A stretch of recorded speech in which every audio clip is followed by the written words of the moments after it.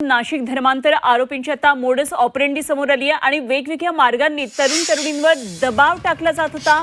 Over टाइमच्या बहाण्यानं कंपनीमध्ये संशयास्पद प्रकार घडत होते। कंपनीच्या मालमत्तेचा सुद्धा गैरवापर होत असल्याची माहिती आता सूत्रांकडून कळते। तर व्हॉट्सअॅपच्या माध्यमातून ही सगळी रणनीती हा ग्रुप आखायचा अशी माहिती कळते आहे।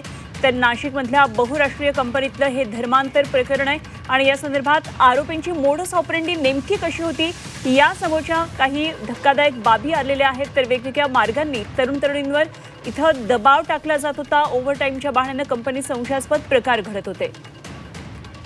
आणखी माहिती जाणून घेऊया। आमचे प्रतिनिधी योगेश खरे सध्या आपल्यावर थेट नाशिकमधून जोडले गेलेले आहेत। योगेश, या संपूर्ण प्रकारामध्ये दररोज धक्कादायक वेगवेगळी माहिती समोर येते आणि यामध्ये आता मोडस ऑपरेंडी नेमकी काय होती हे सुद्धा कळतं आहे। तर ओव्हरटाईमच्या बहाण्यानं कंपनीमध्ये अधिक वेळ थांबलं जायचं आणि संशयास्पद सगळे प्रकार पुढे येत होते, मालमत्तेचा गैरवापर होत होता असंही कळते। काय काय नेमके आणखी तपशील येत आहेत?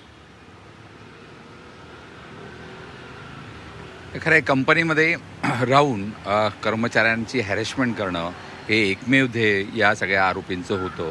यामध्ये जर एखादी महिला कर्मचारी जर दुसऱ्या शिफ्टला येणार असेल तर हे अधिक काळ ओव्हरटाईम करून त्या शिफ्टमध्ये राहत असत आणि त्या शिफ्टमधल्या महिलांना जाणून टॉर्चर करत असत। ह्यांना जर बघितलं तर बऱ्याच वेळेस ड्युटी टायमिंगमध्ये ही लोकं या महिलांना घेऊन पीडित महिला ज्या काही आता ज्यांनी तक्रारी केली त्या पीडित महिलांना घेऊन रिसॉर्ट्सवर सुद्धा गेल्याचं समोर आलेलं आहे, एका टेकडीवर सुद्धा गेल्याचं समोर आलेलं आहे। आणि त्यामुळे या संपूर्ण प्रकारामध्ये चौकशीमध्ये आता एक रिसॉर्ट हे नाशिक त्र्यंबकेश्वर रस्त्यावरचं समोर आलेलं आहे, ज्याच्यातून CCTV काही मिळवण्यात आले आहेत। त्या CCTVमधून बऱ्याचशा गोष्टी अशा लक्षात येत आहेत की सुट्टीच्या दिवशी सहसा ही सर्व आरोपी याच रिसॉर्ट्सवर असायची आणि ते मुलींना घेऊन येत असत।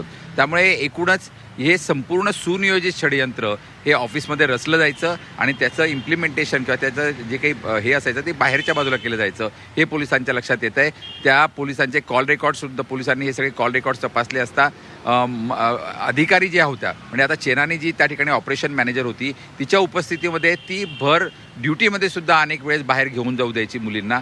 त्यामुळे ही चेनानी या बाबतीमध्ये यांना सगळ्या सपोर्ट करत होती का याबद्दलचा पण तपास केला जातोय। खरं म्हणजे हे संपूर्ण ऑपरेशन हे नाशिक तालुक्याच्याच परिसरामध्ये करण्यात आल्याचं हे उघड झालंय आणि त्यामुळे आता गंभीरतेनं या सर्वांची तपासणी सुरू करण्यात आली। ठीक, धन्यवाद योगेश दिलेल्या या सगळ्या सविस्तर तपशिलांसाठी आणि निश्चित या संदर्भातल्या आणखी पुढे काही तपशील वेळोवेळी पुढे येतील, आपण जरूर यावर चर्चा करूया। तुर्तास धन्यवाद दिलेल्या माहितीसाठी। योगेश खरे आमचे प्रतिनिधी आपल्याबरोबर होते।